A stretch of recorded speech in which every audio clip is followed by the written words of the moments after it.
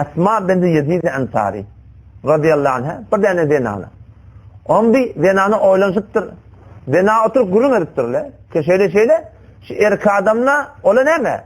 Şu yankı Abdullah Mübarek rahmetullahi aleyhin sertiviyalar sebekat gayrına bizden başka biri Hudaya uçuri olan gayrısamıştı. Şu zamanın zenalarının da gayrısamıştı. Ki bir Hudaya yakınlamakla iyi de kalp var ya. O ne dedi? Erkek zahada gittiler. İzin hazır gittiler. Aranı bula gittiler.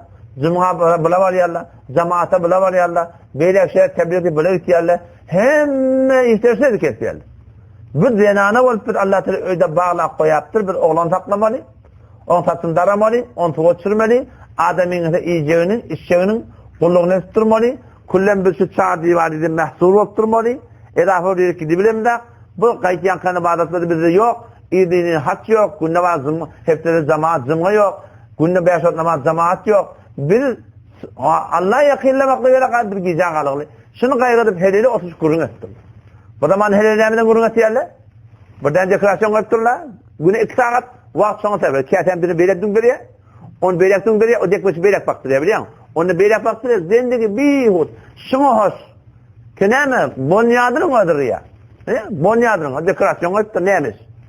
Onun kadın falan sümün tümen ona harç oluptur biliyor musun?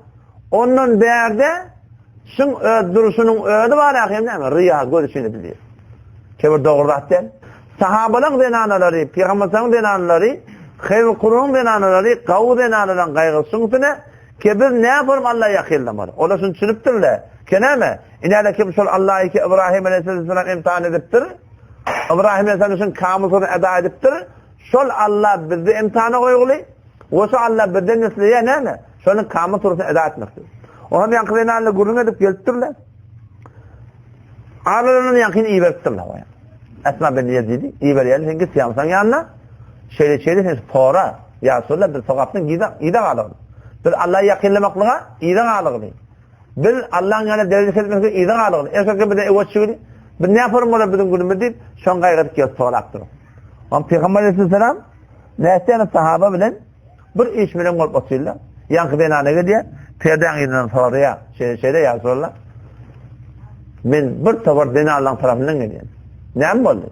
Erkekte sporum şücre bilen evaççığını bir sokabı rekkata Allah'ı yakınlamak rekkata cennetin derecelerine iyi olmalılar. 100 tane derece var. 100 tabaka her kim eden hasenatına öyle.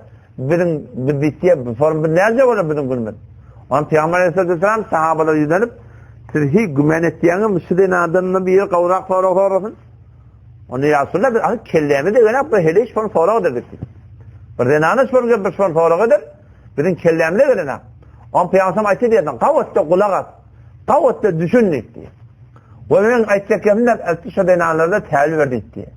Ki en sizin şey öydeki ettiyen adamının kulluğu, oğlancıklarının kulluğu, hanadarin pişirme, düşürme, çağır divarıydı ödün mehsur edip bir adamın kulluğunu geçtiğin şol adamın neyme sevap kazandı.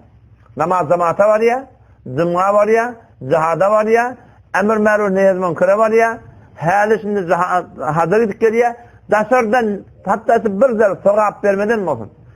Yolun orada birden hatan ayırmadan mı olsun? Haysi bir sevabı ki etse siz denanalar şu ankında barabar hiçbir kimselerine sevap verecek.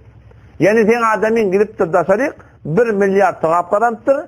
Aynen şu 1 milyar onun ödüleki bozacak. Sana da denana bozacak. Yani denanaların olukun imtihanı çağırdığı var idi. Denanaların. Ama Allah Teala var siz denanaların işini beter antar edilir. Her gün dağıtanlar şu bizim yüreğimizde şu duygu olmalı. Bununla başladı o hava. Bununla imtihan başladı o. Şunun neyme gelecek böyle diye başladı. Hatta bir erkeklerin işte beter kıyın ne biliyor musun? İmtihanı gerek kadar bir erkeklerin beter kıyın. Dinanla kansatsaq. Öyle siz sanatsa adamının önüne gülü oynan. Anıdan gelenine gülü yoldan çıkın. İyiceni şeyin önüne son hıtmatınla teyyar olsanız sizin Allah Teala işiniz beter antar dedi. Hesabınız zayinle, mehrem namehem zayinle adamının tavsırmalı ne mi? Bir de halalidir. Allah razı daşır çıkıyasın işlemekliğe onun bunu Allah mı? Onun bunun başına kulağa koyar mı? Doğruca halalcık iyidir bir de ki bir eti kıyametin bizim gelmez Sen yakan deyip adamına şunu tavsırmak